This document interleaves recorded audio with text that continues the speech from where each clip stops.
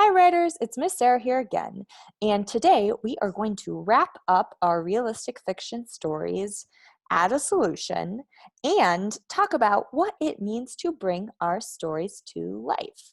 So before we go back to our own realistic fiction stories and the solutions we brainstormed, let's look at what it means to bring our stories to life. So, just like in real life, people walk, people move, people talk. We're not robots, right? Um, we communicate with each other. So one way we can do that in our stories is by unfreezing them. So here, Miss Sarah has a little ice cube and sun. I promise it's an ice cube, even though it doesn't really look like it. And it's melting. Just like this ice cube melting, we want to make our people melt by making them move and talk. So here I have a character saying hi with a little speech bubble. People also feel and think. We don't go around like robots. We have emotions. We feel sad. We feel happy. We feel scared or angry. We want that to be true of the characters in our stories as well. So, if you don't have these yet, you are going to need your problem and solution brainstorming sheet. And if you'd like, if it's helpful, you can also get your character illustration that you created last week. If you don't have those yet, go ahead and pause your video and get them now. All right, writers, welcome back. So I'm going to tell you kind of a funny story. Miss Sarah recorded herself giving this lesson, and when I was finished, I looked back and it was just my face the whole time. You couldn't see anything I was writing. So when we get to the story I wrote, I already finished writing my solution and edits. So please bear with me. I'm sorry about that. But teachers make mistakes too, and that's a-okay. All right. The first step is to look back at the problem you chose from Monday. Jada decided I decided for Jada, her problem is she can't find her cleats, and it's the big championship soccer game. She can't play without them. Her solution that I brainstormed is that her sister loans her a pair of cleats so that she can play in the big game. Now, if you look back and you say, I don't really like the solution I thought of last week, that's okay. You can always choose a new one. Once you have your solution, it's time to write. Miss Sarah, like I said, I already wrote out the solution to my story, but make sure that you tap and tell your story first before you put your pen or pencil to paper. So let's review the problem that I wrote already, just so we remember where we left off. I'll read. Your job is to listen and think, how is Miss Sarah bringing her characters to life by making them talk, walk, feel, and think? Or how am I not? After she brushed her teeth and put on her jersey, Jada zoomed downstairs. She tossed her soccer bag on her lap and looked inside. Her jaw dropped. Her cleats were gone.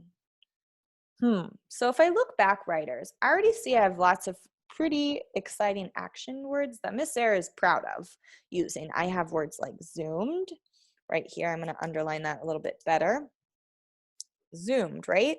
That tells me I didn't just write Jada went downstairs. Zoomed tells me that she's going quickly, right? She's on a mission. She has to go and win her championship game. I also use this word tossed right here. That's a verb that tells me how she placed her soccer bag. I didn't just say she put her soccer bag on her lap. I'm telling that she kind of tossed it. She threw it gently. Her jaw dropped, her cleats were gone. Writers, the one thing that Miss Sarah didn't add the first time was I didn't really make Jada come to life with feelings or dialogue. So that's something that Miss Sarah added into her story. So let's read to see how I edited it. I added a little carrot right here. If we decide we want to add something new, that's a good way to add it in. Carrot. Then I have my quotations, 2 floating commas, and then I started writing, "Oh no!" Exclamation point. Then you end your quotes when she's done talking. Jada yelled. You have to tell how your character was talking, and then make sure to put a period. The quotes should go around what your character is saying, just like we practiced when we made up dialogue for our small moment stories. Her cleats were gone!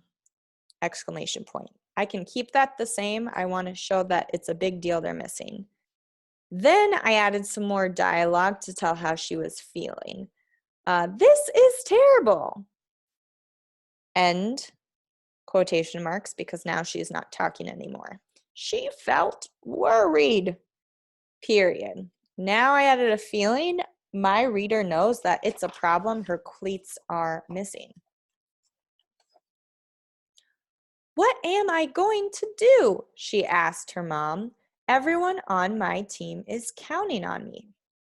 I used another example of dialogue here, and I introduced a new character, her mom. You don't have to, but it's for bonus points. You can also add a speech bubble in your picture that reflects what you wrote down here in your words. Okay, so now I have set up my problem. I need to wrap up my story with a solution that makes sense. Let's see if I did that. Her sister Zoe walked in and handed off her cleats. Jada smiled and went to win her championship game. So that's how I originally ended it. All this other stuff that I crossed out and wrote in is stuff I added in. If I look back, I said Zoe walked. That's a great verb. It's telling me how she came into the room. But I didn't really like the original way that I ended my story. It wasn't very exciting. So I crossed out some words. I changed this to her sister Zoe walked in and held up Zoe's own cleats. Then I thought, I need to make my character Zoe talk, because if you have a younger brother or sister and they just came in and they handed you some shoes and just showed you, but didn't tell you what it was for, you might look at them kind of funny and think, what are you doing? So we need to make sure Zoe's sharing exactly what she's thinking. You can borrow my soccer cleats, Zoe offered. I said offered instead of said or told because she's suggesting it. She's not saying you have to take them, but this is a good way to solve your problem. Thanks, you are a lifesaver. Jada ran to the soccer field to win her game. So again, I have Jada responding, more dialogue. I start off with quotes, and then I end my story with where Jada is going next.